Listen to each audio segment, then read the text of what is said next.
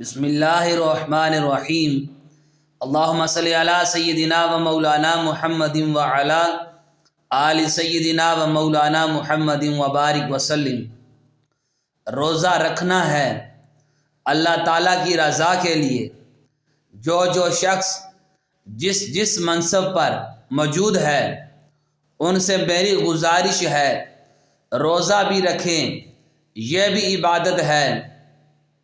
اگر وہ تاجر ہیں یا دکاندار ہیں تو غریبوں کو چیزیں سستی دیں، یہ بھی عبادت ہے۔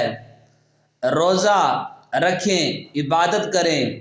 اگر کوئی آفیسر کسی ادارے میں بیٹھا ہے، لوگ تنخواہ لینے جا رہے ہیں، وہ یاد رکھیں جس طرح انہوں نے روزہ رکھا ہے عبادت کر رہے ہیں، ان کے ہاتھ میں تسبیح ہے، ان کے ٹیبل سے نیچے دکھائی دے رہی ہے۔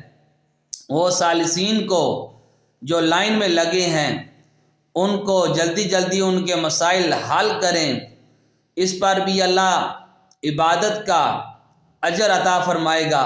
میری گزارش ہوگی ان سب لوگوں سے جو کسی ادارے میں کسی بھی مقام پر کوئی بھی خدمت سر انجام دے رہے ہیں، وہ اس بات کو اچھی طرح دل میں لکھ لیں۔ نبی پاک صلی اللہ تعالی علیہ وآلہ وسلم نے فرمایا، جب تک بندہ اپنے بھائی کی مدد میں رہتا ہے اللہ تعالیٰ بھی اس کی مدد کرتا رہتا ہے۔